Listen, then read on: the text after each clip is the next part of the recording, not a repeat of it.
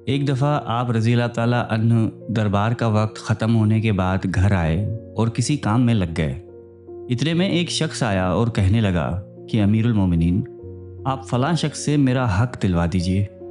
آپ کو بہت غصہ آیا اور اس شخص کو ایک درہ پیٹھ پر مارا اور کہا کہ جب میں دربار لگاتا ہوں تو اس وقت تم اپنے معاملات لے کر کیوں نہیں آتے؟ جب میں اپنے گھر کے کام کاج میں مصروف ہوتا ہوں تو تم اپنی ضرورتوں کو لے کر آ جاتے ہو۔ بعد میں آپ کو اپنی غلطی کا اندازہ ہوا تو بہت پریشان ہوئے اور اس شخص کو جس کو درہ مارا تھا بلوایا اور اس کے ہاتھ میں درہ دیا اور اپنی پیٹھ آگے کر کے کہا کہ مجھے درہ مارو، میں نے تم سے زیادتی کی ہے۔ وقت کا بادشاہ، 24 لاکھ مربع میل کا حکمران ایک عام آدمی سے کہہ رہا ہے کہ میں نے تم سے زیادتی کی، مجھے ویسی ہی سزا دو۔ اس شخص نے کہا کہ میں نے آپ کو معاف کیا۔ آپ رضی اللہ تعالیٰ عنہ نے کہا کہ نہیں، کل قیامت کو مجھے اس کا جواب دینا پڑے گا، تم مجھے ایک درہ مارو تاکہ تمہارا بدلہ پورا ہو جائے۔ آپ رضی اللہ تعالیٰ عنہ روتے جاتے تھے اور فرماتے، اے عمر، تو کافر تھا، ظالم تھا، بکریاں چراتا تھا، خدا نے تجھے اسلام کی دولت سے مالا مال کیا اور تجھے مسلمانوں کا خلیفہ بنایا، کیا تو اپنے رب کے احسانوں کو بھول گیا؟ آج ایک آدمی تجھ سے کہتا ہے کہ مجھے میرا حق دلواؤ تو اسے درہ مارتا ہے۔ اے عمر، کیا تو سمجھ بیٹھا ہے کہ تو مرے گا نہیں؟ کل قیامت کے دن تجھے اللہ کو ایک ایک عمل کا حساب دینا پڑے گا۔ حضرت زید بن اسلم رحمۃ اللہ علیہ کہتے ہیں کہ حضرت عباس بن عبد المطلب رضی اللہ تعالیٰ عنہ کا ایک گھر مدینہ منورہ کی مسجد نبوی کے بالکل ساتھ تھا۔ حضرت عمر رضی اللہ تعالیٰ عنہ نے اسے مسجد میں شامل کرنا چاہا تو حضرت عباس رضی اللہ تعالیٰ عنہ سے فرمایا کہ آپ یہ گھر میرے ہاتھ بیچ دیں۔ حضرت عباس رضی اللہ تعالیٰ عنہ نے انکار کر دیا۔ حضرت عمر نے کہا کہ آپ یہ گھر مجھے ہدیہ ہی کر دیں۔ وہ یہ بھی نہ مانے۔ پھر حضرت عمر رضی اللہ تعالیٰ عنہ نے کہا کہ آپ خود ہی یہ گھر مسجد میں شامل کر لیں۔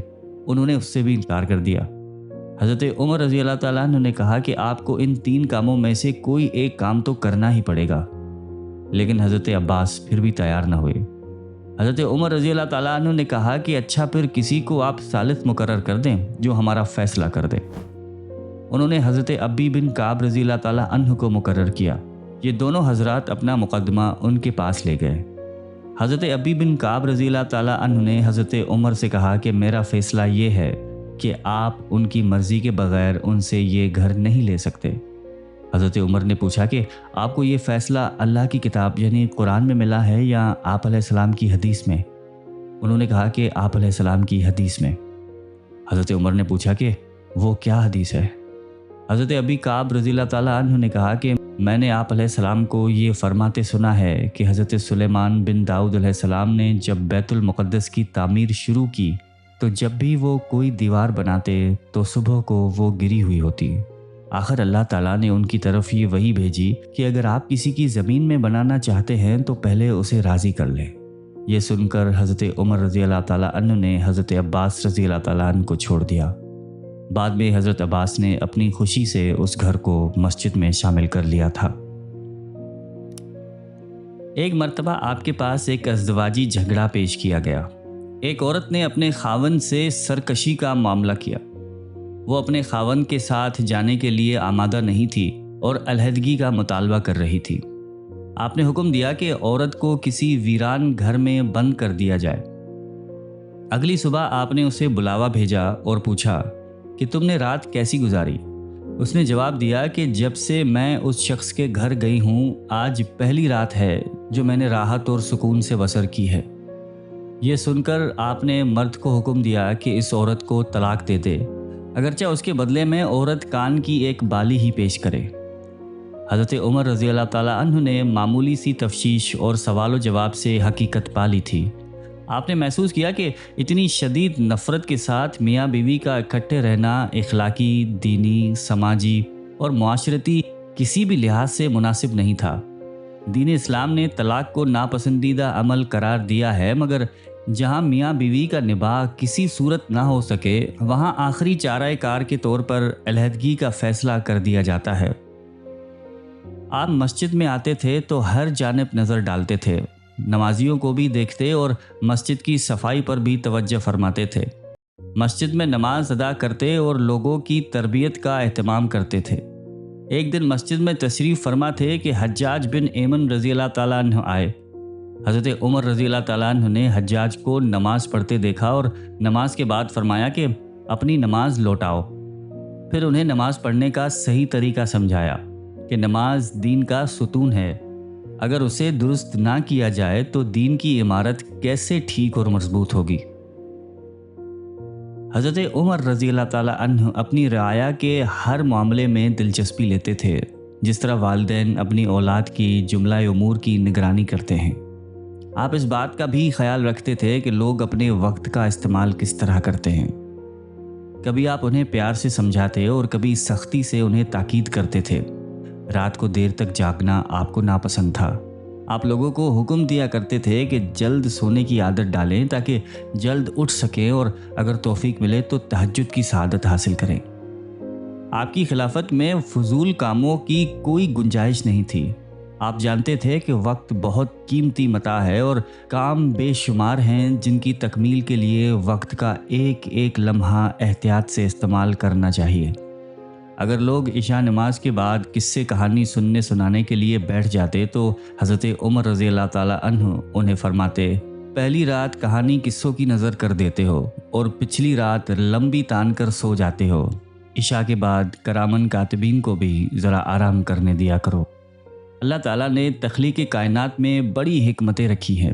وہ بندوں کے نفع اور نقصان کو خوب جانتا ہے، اس لیے دن کو کام کاج اور تلاش معاش کے لیے اور رات کو آرام اور راحت کے لیے پیدا کیا ہے۔ رات کو جلدی سو جانے والا شخص اگلے دن اپنے کاموں میں پوری چستی اور نشاط کے ساتھ صبح سویرے مشغول ہو جاتا ہے۔ راتوں کو لمبی محفلیں جما کر بیٹھے رہنا انسان کے لیے ہر لحاظ سے نقصان دہ ہے۔ رات کی خاموشی اور تنہائی میں اللہ تعالیٰ کی اطاعت اور عبادت کا جو لطف آتا ہے وہ ناقابل بیاں ہے۔ سکون قلب حاصل ہوتا ہے۔ خاموش فضا میں دل و دماغ، آنکھیں اور کان، سوچ اور دھڑکن، ہر چیز اللہ کی طرف متوجہ ہوتی ہے۔ رات کی سیاہ زلفیں خشوع و خضوع سے دل کی دنیا بھر دیتی ہیں اور رکوع و سجود، قیام و وقود، دعا و مناجات ہر مرحلہ کیف و سرور سے مالا مال کر دیتا ہے۔ حاجت مندوں کے لیے حضرت عمر رضی اللہ تعالیٰ عنہ کا دروازہ ہر وقت کھلا رہتا تھا۔ جو شخص آتا اس کی داد رسی کی جاتی تھی۔ کسی کو دوسرے پر کوئی فضیلت نہیں تھی۔ ایک اصول تھا کہ جس سے ہر خاص و عام واقف تھا، وہ یہ کہ جو زیادہ نیک اور متقی تھا وہی زیادہ معزز و محترم تھا۔ جس کے اعمال خیر اور جہاد اسلامی میں زیادہ خدمات سر انجام دی تھیں وہی دوسروں پر فوقیت رکھتا تھا۔ اس کے علاوہ کوئی دوسرا معیار نہیں تھا جس سے لوگوں کا مرتبہ متعین کیا جاتا۔ جب حق داروں کو ان کا حق نہ ملے اور صاحب استحقاق کے مقابلے میں با اثر لوگوں کو ترجیح دی جانے لگے تو فساد پھیل جانا فطری امر ہے۔ حکمران اگر یہ اصول پیش نظر رکھیں کہ جس شخص نے امت کے لیے زیادہ قابل قدر خدمات سر انجام دی ہیں اسی کی عزت افزائی اور قدر کی جائے تو اس سے بہت صحت مند رجحان پروان چڑھتا ہے۔ لوگ بھلائی اور خیر کے کاموں میں ایک دوسرے سے آگے بڑھنے کی کوشش کرتے ہیں اور نیکیاں برائیوں پر غالب آ جاتی ہیں۔ جرید بن حازم سے مروی ہے کہ کچھ لوگ امیر المومنین عمر بن خطاب رضی اللہ تعالیٰ عنہ کے دروازے پر آئے۔ ان میں اصحاب بدر بھی تھے اور شیوخ قریش بھی۔ ان لوگوں نے اندر آنے کی اجازت مانگی۔ اصحاب بدر میں سے حضرت صہیب، حضرت خباب، حضرت عمار اور حضرت بلال کو اندر آنے کی اجازت مل گئی، جبکہ ابو سفیان، حارث بن ہشام اور سہیل بن عمرو کو باہر انتظار کرنا پڑا۔ یہ سب بزرگ فتح مکہ کے بعد مسلمان ہوئے تھے۔ اس صورتحال کو دیکھ کر ابو سفیان نے کہا کہ آج کے دن سے زیادہ میں نے اپنی بے قدری کبھی نہیں دیکھی تھی۔ رؤسائے قریش باہر بیٹھے ہیں اور غلاموں کو اندر بلا لیا گیا ہے۔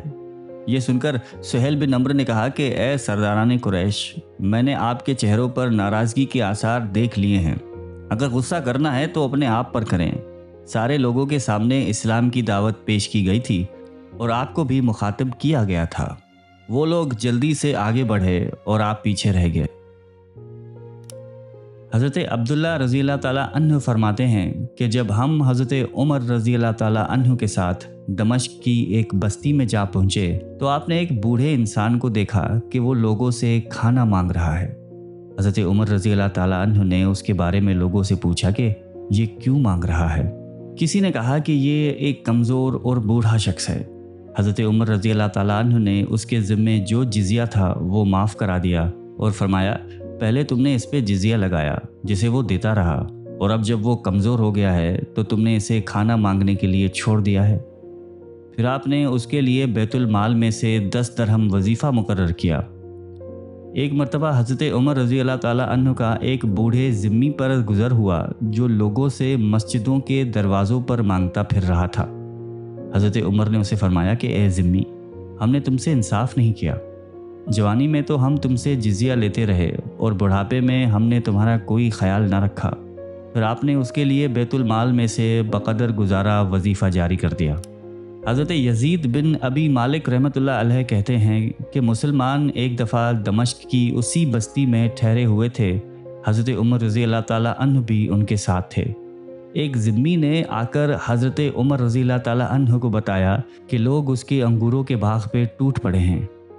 चनाचा हज़रत उमर रज़ी अल्लाह ताला अन्हु बाहर निकले तो उनके अपने एक साथी से मुलाकात हुई जिसने अपनी ढाल पर अंगूर उठा रखे थे। हज़रत उमर रज़ी अल्लाह ताला अन्हु ने उनसे फरमाया कि अरे मियाँ, तुम भी? उसने कहा कि ए अमीरुल मोमिनीन, हमें बहुत ज़्यादा भूख लगी हुई है, खाने का और सामान है नहीं। ये सुनकर हज़रत उमर रज़ी अल्लाह ताला अन्हु वापस आ गए और ये हुक्म दिया कि इस ज़िम्मी को उसके अंगूरों की कीमत अदा की जाए।